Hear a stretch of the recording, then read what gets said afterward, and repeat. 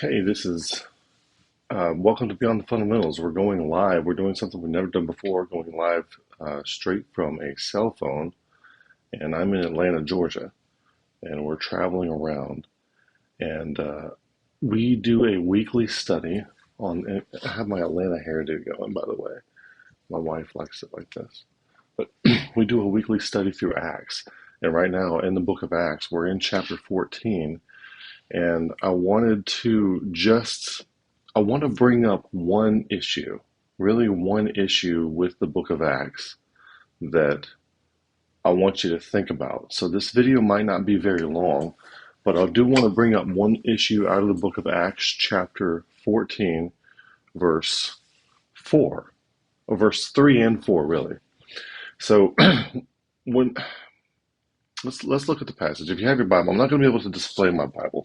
I mean, I could do something like this, but I'm not going to be able to put it on the screen here because of how I'm doing this. But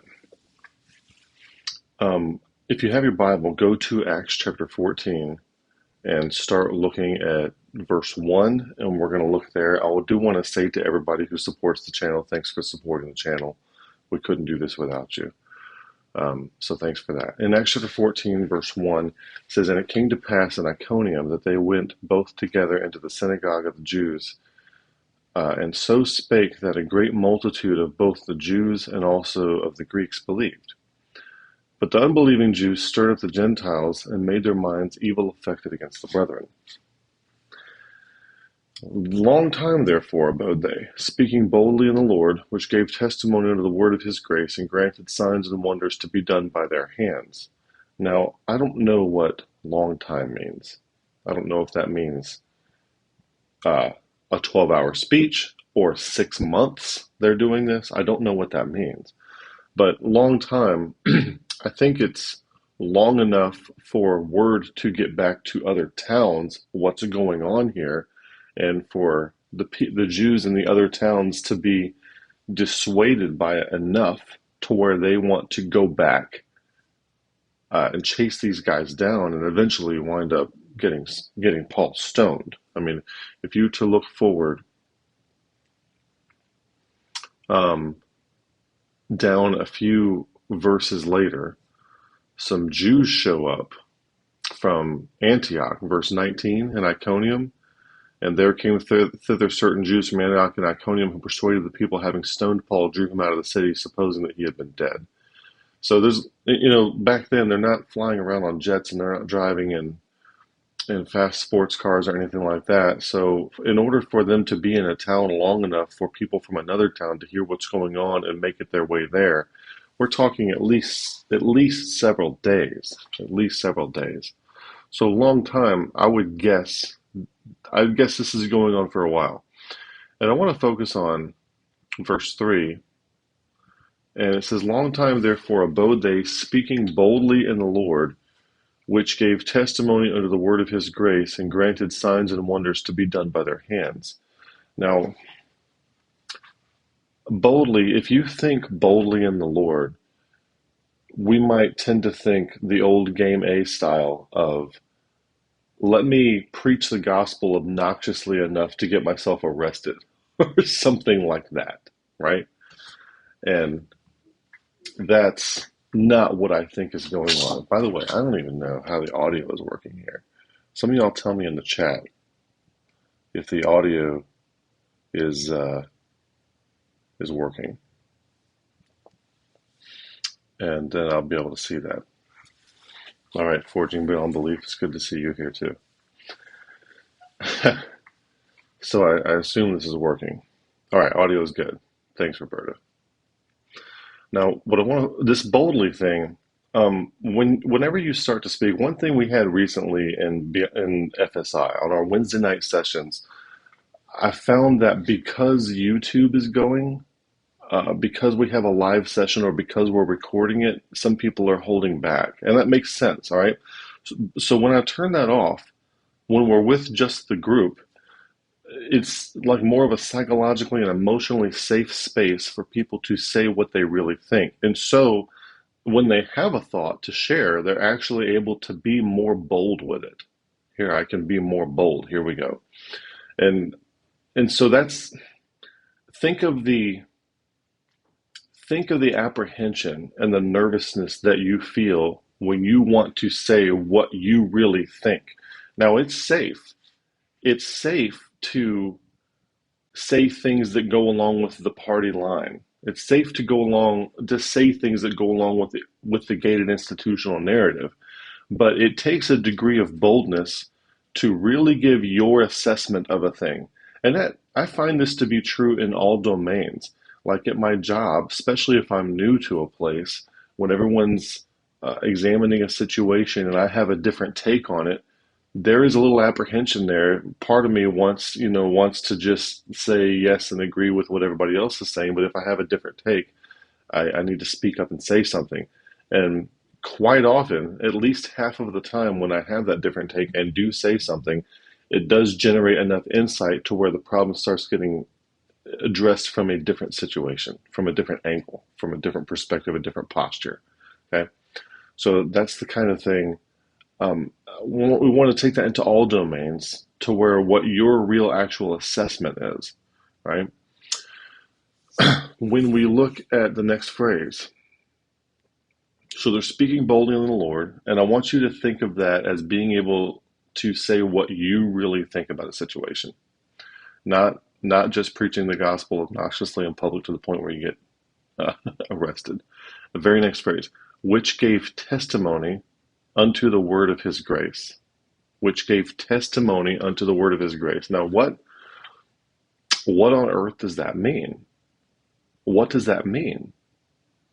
And it's one of those phrases that you just kind of gloss over, like gave testimony unto the word of his grace. And if you're thinking the old game A style, I don't know, you're thinking of some kind of, so the Lord gave testimony unto the word of his. How does he do that? Does he do that with a feeling? Does he do that with something else? Now look at the very next phrase.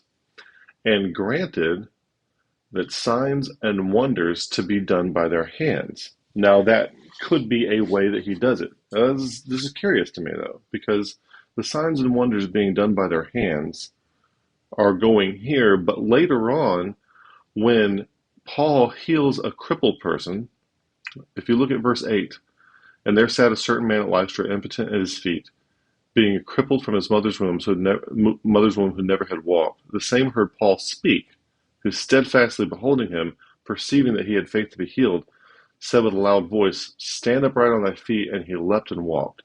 And when the people saw what Paul had done, they lifted up their voices, saying in the speech of Laconia, The gods are come down to us in the likeness of men.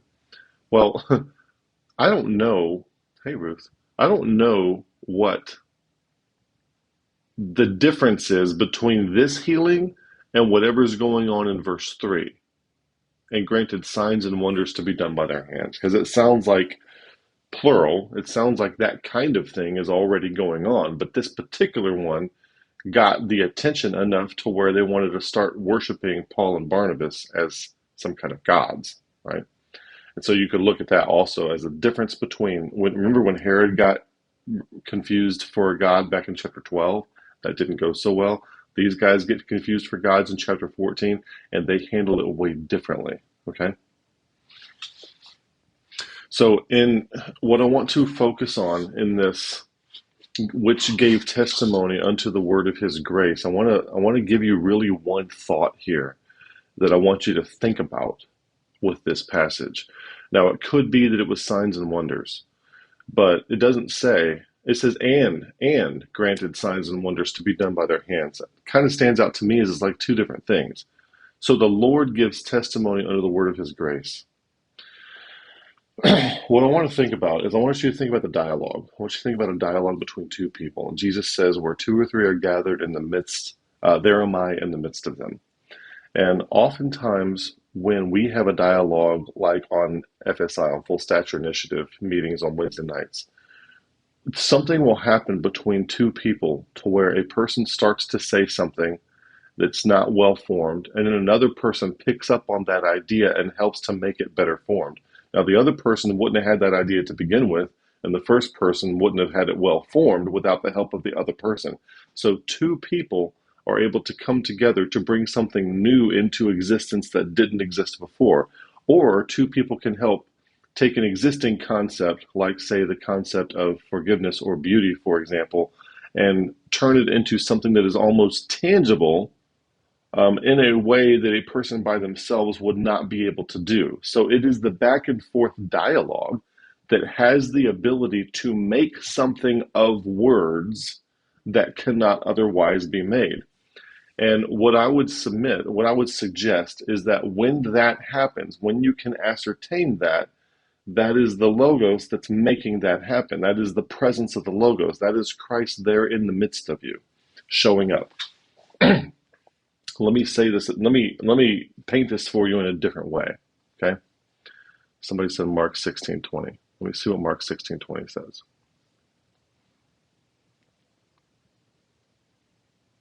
And they went forth preaching everywhere, the Lord working with them and confirming the word with signs following. So, yeah, so that makes sense. So the word is confirmed with signs there. That makes sense there. Now, what I want to submit to you is this idea, and I hope this will make sense to you. And y'all, actually, let me go back to Mark 16. Let me show you this. And y'all have a red letter Bible, right? You say, what's a red letter Bible? I don't know if it'll show up very well on here, but if you look in Mark 16, you will notice that there are portions here that are in red. And when these letters show up as red, that is supposed to be Jesus talking. That is the publishers of the Bible looked at the text and they decided that Jesus is the one doing the talking there. So we're going to put those letters in red, and those are going to be, that's when Jesus is talking. So what if the Logos can appear while we're talking? What if we could do that to our own dialogue? My wife bought me tickets for Christmas to go see a band, and there was another band opening up for them. And they had a song. The last song that the opening band did was called Red Letter, and it was all instrumentals, right?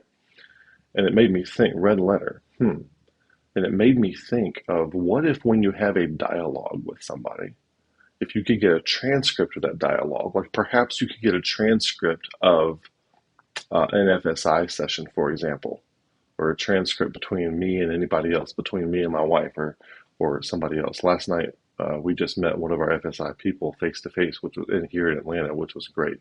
That was a lot of fun. So what if when you're having a dialogue with these people, you could take the transcript of that dialogue, and then you could make red letter wherever the part of the dialogue was that was the Logos. That was Christ showing up in the midst. Where two or three are gathered, there am I in the midst. And so what if you could take a dialogue from an FSI transcript, and then you could have, it would all be in black letters on white paper, and then whenever you came across a segment of ideas, that actually was the Logos, the flow of the Logos, and two or more people were building that and adding into it and participating in that you would put that in red letter. That would be very interesting to me. And it would also be very interesting who would mark what as red letters and who wouldn't, okay? And that's where discerning the signal and the noise comes in. And so I would think that somebody who is more game A, dogma, doctrine, ideologically possessed type of person would just use their dogmatic formula for, like if I'm an independent Baptist, whatever happens to match independent Baptist doctrine, like if they affirm eternal security, and if they, whatever, then I would mark that as red letter if I'm game A, ideologically possessed, because that's simulated thinking.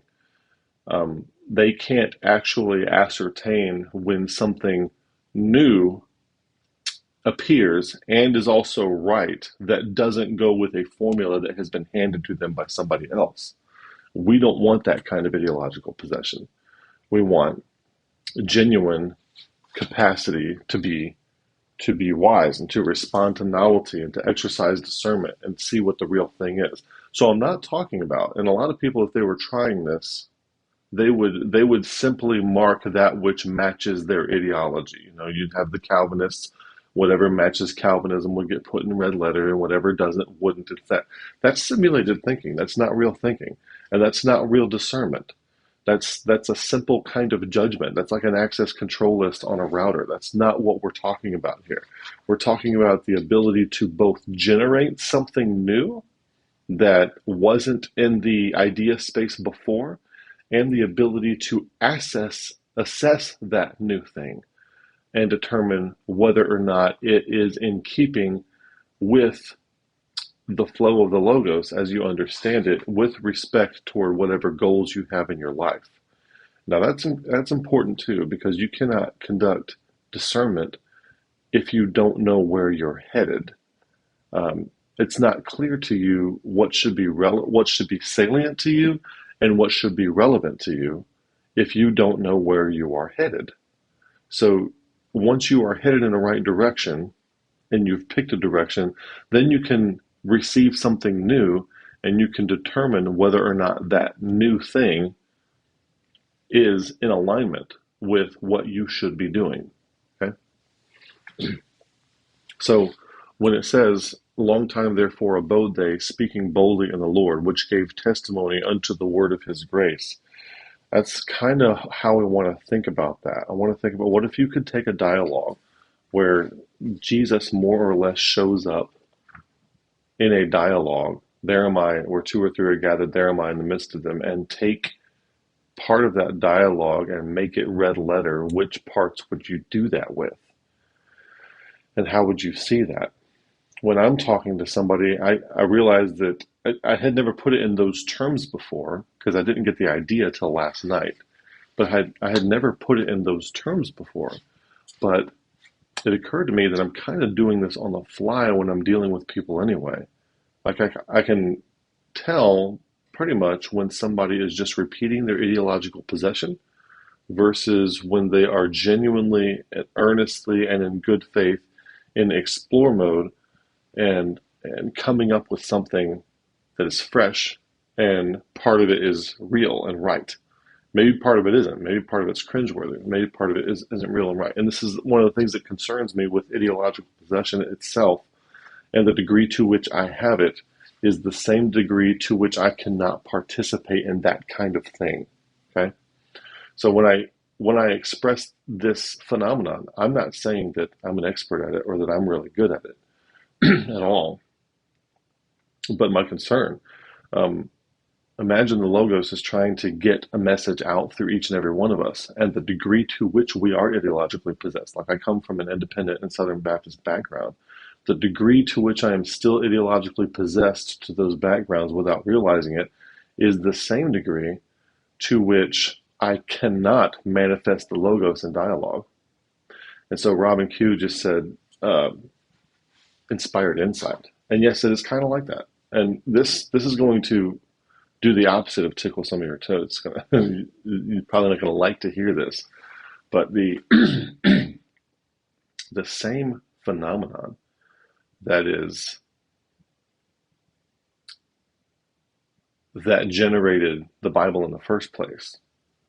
That is God, is it not? Do you not have the Holy Spirit in you? Why not? Why wouldn't we be able to, if God is working in and through us, for it's Him that's working in you both to will and to do of His good pleasure, why wouldn't that same power manifest itself through your words and actions when you're interacting with somebody else? Why wouldn't it do that? Why do we expect that it wouldn't? Okay. Somebody said, "Hey Kevin, hope that you're doing well." Yes, I am doing quite well. You might have saw my hair. You might think I'm not doing well because my hair is fancy, but I'm doing quite well. So you could see this phenomenon as I'm in my own life. I'm constantly trying to reduce the amount or identify the amount of ideological possession that I still have. How much am I attached to ideas and dogmas and sets of beliefs that I have no business being attached to? And if I'm attached to that, how much have I identified with that emotionally? And then when somebody attacks that kind of thing, when somebody attacks that kind of thing, it makes me feel like I'm personally being attacked. That's one of the ways you can tell when you're ideologically possessed. And the degree to which that happens, like if somebody mentions a doctrine, they start to say, I'm not so sure that's right. And then you start to feel like you're getting in defense mode. And that's one of the reasons you have to calibrate your feelings. When you start to feel yourself getting in defense mode, when somebody starts talking against something that you have staked your identity on, a set of beliefs that you stake your identity on, that's one of the ways you can tell where you're ideologically possessed. And the degree to which you are ideologically possessed is the degree to which you cannot manifest the logos in dialogue, in what we call dialogos. So you can't genuinely have a dialogue. So if I'm talking to a Calvinist, which I've done recently on this channel, 2 of them actually recently, when I'm talking to a Calvinist, I'm not having a dialogue with what that person really thinks. I am interfacing with a representative of an ideology. So I'm not really talking to the person. I'm talking to an ideology. I'm talking to a point of interface for that ideology. And what I don't want to do, I don't also want to be a point of interface for an ideology. I don't want to just be a point of interface for eternal security. And when someone talks to me, they're not really getting my insight. They're getting all the things that someone who believes in eternal security is supposed to say. That's not me. There's something in there that's me that has a unique perspective on things that I want to be able to share. And the degree to which I'm ideologically possessed is the degree to which that cannot happen. Right? So I kind of do this on the fly on a regular basis, where I'm talking with somebody. I can note how ideologically possessed they are, and then I start to wonder, what would it take to disabuse them of their ideological possession, so that they could have a dialogue, and the Lord really would give testimony unto the word of his grace, to where there would be more things that I could mark as red letter in that dialogue. Okay. No, thank you. We have a late checkout. We'll be, yep, thanks. That was housekeeping, in case you didn't know that. So yeah, we actually got a late checkout so that we could have this conversation here, so that we could do this live dialogue. Yep, that was the housekeeper. Idol killer got it. Well, that's really the main thing that I wanted to leave you with, is that concept of that which manifests itself in a dialogue that is more or less supernatural. Okay? And how to spot that. And if it could be put in red letters, if you had a transcript of the dialogue and you could put it in red letters, what would that look like? Okay? So I'm being distracted right now. But that's really what I want to get to today. Today's going to be a short video because I wanted to get out just this one idea and have you think about that. And for the next week, well, forever, I guess, I want you to think about that when you're having dialogues with people. For those of you who come on Wednesday nights and participate in our group session, think about when that's happening, and whenever you're talking, whenever somebody else is talking, how much of what's coming out of you could actually be genuinely red letter, like that's the Logos speaking through us collectively, versus that's us spewing out something that we believe and that we're attached to and that we are ideologically possessed by. So those are some thoughts. The Lord, which gave testimony unto the word of his grace, if the Lord gave testimony unto the word of his grace through you, what would that look like?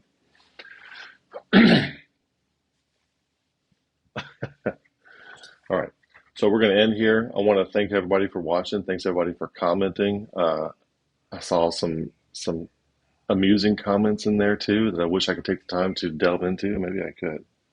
Let me see. I can't really thumb through some of this the way I'm doing this on my phone here.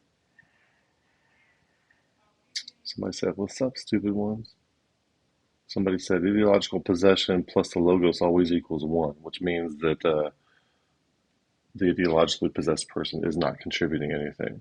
I want to be bold enough not to be ashamed of sharing the gospel. Well,